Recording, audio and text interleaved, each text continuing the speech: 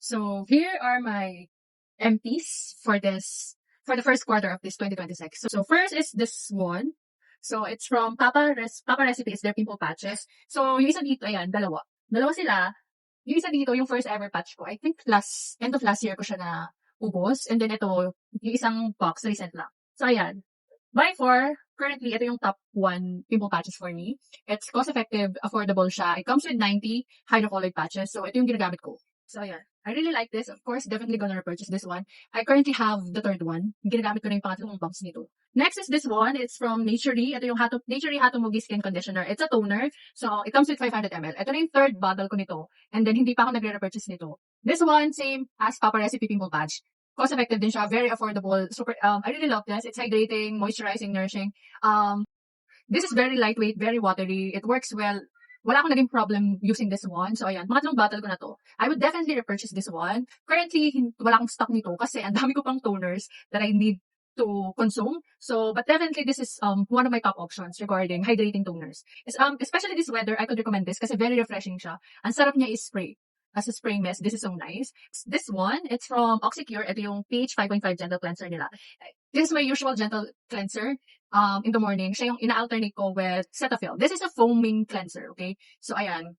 Ito na yung first bottle ko na naubos. Actually, usually kasi pag nagre-repurchase ako ito, lagi kong binibili is yung it comes with bundle of 2. So, yung second bottle ko nito, ginagamit ko na siya currently.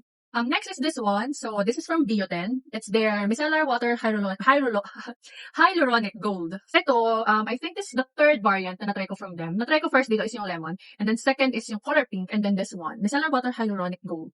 I think this is my last bottle. Usually kasi it comes with 2. Lagi ko yung kinukuha pag nagba-buy one take one si Bioten. Laging nire-repurchase ko sa kanila is micellar water because micellar water is my daily driver for double cleansing. Actually, I do repurchase, ito lagi nire-repurchase ko sa Pratt na Bioten. Kasi nga, it comes with buy one take one. Dahil sila buy one take one. And 400 ml bottle na siya.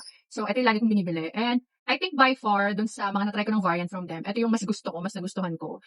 Just take note si Bioten, yung mga natry ko ng products from them, may fragrance talaga siya and medyo stronger or not cloyingly, pero malakas yung amoy niya. May fragrance talaga siya. Luckily, or thank God, hindi niya naman nai-irritate yung skin ko. Kahit nung nagkaroon ako ng seborrhea episode, wala naman. Hindi naman siya na-trigger or something like that. Next is this one. It's from Skin Food. It's their Rice Brightening Serum. So, dalawa yung naubos ko sa line na to. Ito, yung isa, yung cream naman. So, ayan. I got this, ambassador for Skin Food. So, yung Rice Brightening line yung binigay nila sa akin. So, yung serum and then yung cream.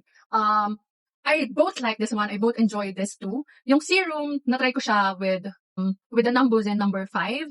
And it works well. They work well together. Para silang nagkaroon ng synergy effect na it does help with dark spots naman. Pero on its own kasi parang mabagal siya. But I really like this one. Gusto ko sana siyang simutin. Hindi ko lang siya masimut talaga.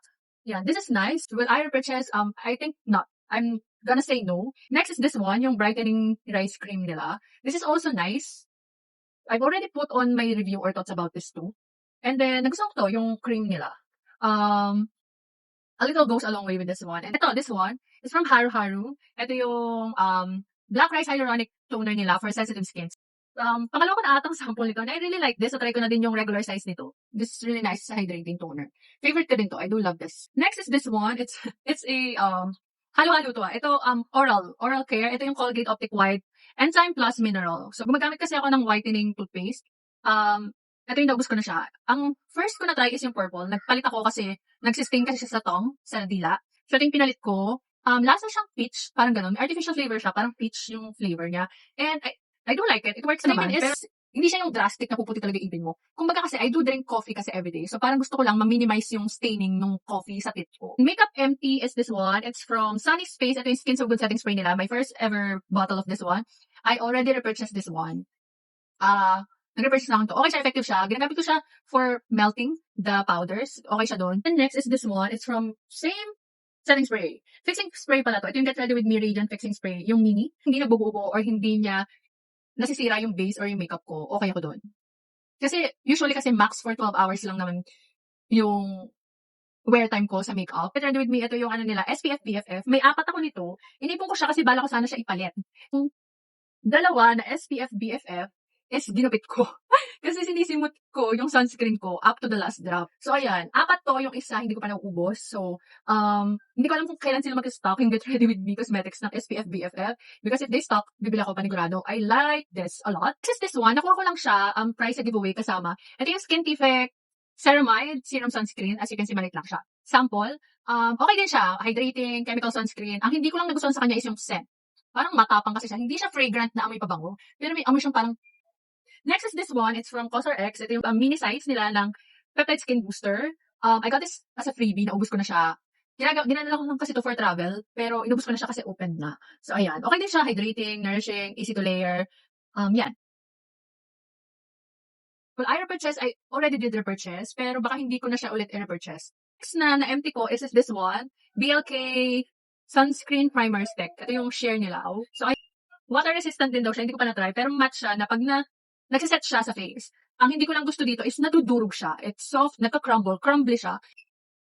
Wala siyang amoy, wala siyang scent, wala siyang ganun. Nga lang crumbly and then you need to blend it.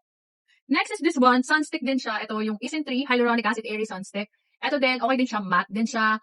And ang isa ko pa palang hindi gusto sa BLK Sunstick is ang liit niya kasi, ito. As you can see, ito, ayan. Di ba pag compare siya? Kaya gusto ko yung mga Korean Sunstick. Gusto ko yung ganito kasi yung mga Sunstick, yung malalaki. Parang malaki yung sakop niya sa face ko. Mas madali siyang i-reapply. Ito naman, okay din naman siya, walang scent. Which I really like. Kaso ang hirap niyang simutin. Ang hirap simutin ng Sunstick. So, ang ginagawa ko dito, gamit ako na siyang kamay, then pinapahid ko siya. Yun lang. Ang hindi ko lang ata nagustuhan dito is, natanggal siya eh. Nalaglag. Nalaglag yung pinaka-product. Natatanggal. May takip kasi to, parang may protector pa siya sa loob. Maliban dito sa pinaka-takip niya. Sumasama siya. Di ba? Yan, nakaganyan siya, naka-close.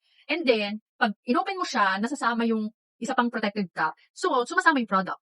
Nalalaglag siya. So, yun yung issue ko sa kanya. Yun. Well, I repurchase definitely. Yun lang, yun yung empties ko. Magkita-kita ulit tayo for my next empty. Well, madami na din siya actually. So, kailangan ko talaga magtapon. So, yun lang. Bye!